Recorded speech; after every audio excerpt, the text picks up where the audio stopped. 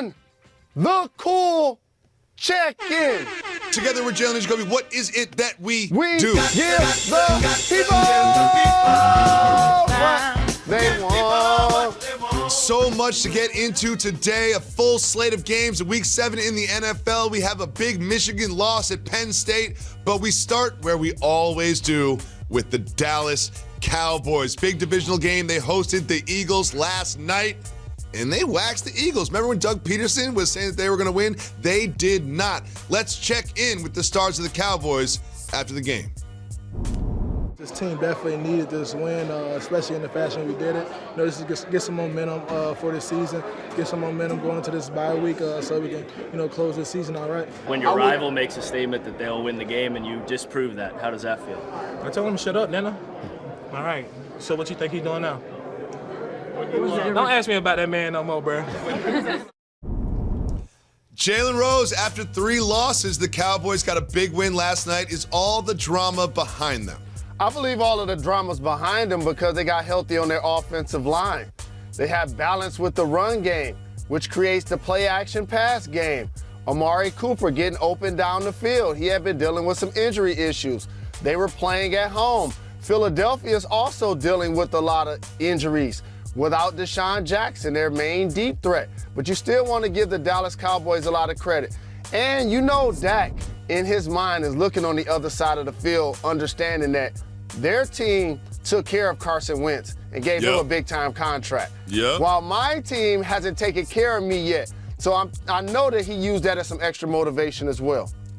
Big game from Ezekiel Elliott, 111 yards. I feel like they really needed that aspect. And also, as you mentioned, Amari Cooper coming back was huge for the Cowboys. Jalen, I like to overreact. I'm a media guy, but I was watching the Cowboys last night, and I was like, I don't know. This team's pretty good. Are they one of the top teams in the NFC? I will say yes. And I know people tend to overreact to losses, but here's why. Their defense has to be consistent. They forced 4 turnovers, and Philly did something under Doug Peterson he normally does not do. He received the ball to start the game, to try to jumpstart his offense. And what do? They have a drive, they get close to the 50, tight end fumbles. Dallas gets the ball, they score. Philadelphia now gets the ball, Lawrence gets a sack, creates a fumble. Dallas gets the ball, they score again. And at that point, they were really confident with how they were playing football. Jalen, I was shocked by the result of this next game that we're going to discuss. The Baltimore Ravens. Remember all that MVP talk about Russell Wilson? And I was looking at the Seahawks, and I was like, ooh, maybe the Seahawks year, they're going to get back to the Super Bowl. The Baltimore Ravens and Lamar Jackson took out the Seahawks and MVP candidate, Russell Wilson. Lamar did it with his legs more than his arm. What did you think about the Ravens' performance? So, there are so many times in sports, and you've seen this a lot in the NBA, where the best player goes in front of a microphone, says, my guys, my team, and then you look up a couple of weeks later, that guy's probably saying, we're not good enough. And like I always say on this show, the best player help us win then. Yeah. And Lamar Jackson did something that I was watching really closely, and I talked about this with Moises Alou and Bartman. They got a delay of game penalty right here. He was so very upset, slammed the ball. Went over to his center, pat him on the backside, and was like, it's gonna be okay. Now that's a seminal moment for any team. Here's why. Because if they go continue to struggle and lose that game, that there becomes the storyline. That's the first question that he gets asked. How he showed up his teammate. And then the guy that he showed up is a human being. Of course he's gonna take it some type of way. So what did Lamar Jackson do at that point? He took over the game. It was 3rd and 18, ran for 15 to 16 yards. 4th and 2, they was about to punt. Harbaugh asked him, did he want to go for it? He said he wanted to go for it. 4th and 2, ran it in for a touchdown. The defense over there rested. Defense get them the ball back. Lamar Jackson, next possession, 30-yard rush. He took over the game, and he elevated his team to the point where they dominated Seattle on their home field. And that's what I like to see in budding greatness. If you're the best player, help us win. That's what he did. You always say that. You always say that, and you're right about it this time. Now, I'm just going to be a little negative here. 143 passing yards? 143 passing yards? Like, don't you feel like he needs to do it with his legs and his arm, not always just with his legs? So here's a dynamic that is changing in the sport, okay? The dual threat quarterback isn't always going to be fantasy for his wide receivers. Now, if you're a top flight wide receiver, you're probably not going to go sign and play with the Baltimore Ravens. No. But if you're Mark Ingram, you want to go play for the Baltimore Ravens because they're going to do power runs, multiple tight ends lining up in the backfield, multiple linemen. And so now when you have that dual threat, as he continues to improve as a passer, this is going to be something special. And he was moving the ball, Jacoby. How about his tight end? Andrews dropped 3 balls. So those numbers look a lot different when you're not watching the game.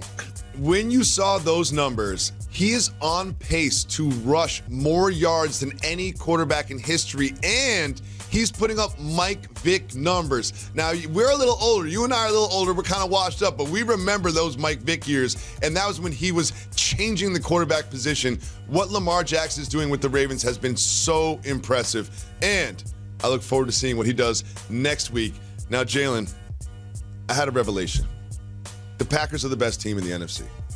I had that. I was watching the game, the Packers-Raiders, and I was like, you know what? The Packers are the best team in the NFC. You saw the Seahawks went down, and what did the Packers do? They took care of the Raiders, and Aaron Rodgers had 5 touchdowns in the air. Look at these balls that he's throwing around. And we saw what happened last week and what he did this week. Matt LaFleur, Aaron Rodgers are teaming up, and look, he ran for a touchdown too. Jalen, do you agree with me that the Packers are the best team in the NFC? I'm not going to go there just yet. Oh, I'm there. Because there are multiple teams in the NFC that deserve consideration.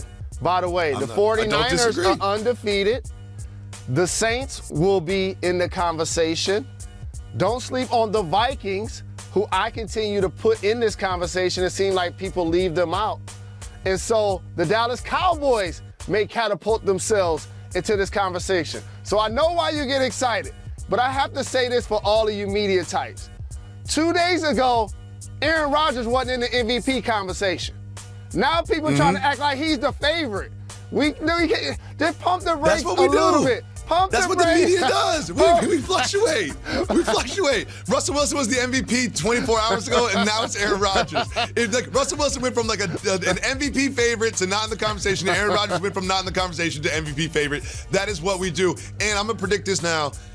The Packers are going to beat the Chiefs next week, and then you are going to change your mind. Next Monday, you're going to be talking about how the Packers are the best team in the NFC after they beat the Chiefs. You will see it. Remember where you heard it first.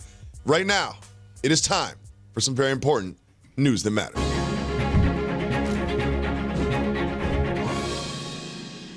Jalen Rose, we have a very important update in the world of technology and safety. The Air Force's Strategic Automated Command and Control System. It's an internal chat protocol that they use to launch missiles. The Air Force uses this. And this involves nuclear missiles. And do you know what technology they've moved on from? They stopped using 8-inch floppy disks. That's right. To fire nuclear weapons, the military stopped using floppy disk technology. Do you feel safer now or less safe now after you heard that information? I feel less safe now because the last time I heard the term floppy disk, I was at the University of Michigan campus, and I was walking around and I was noticing all of the students, they had them. And I'm like, wait, I need to catch up.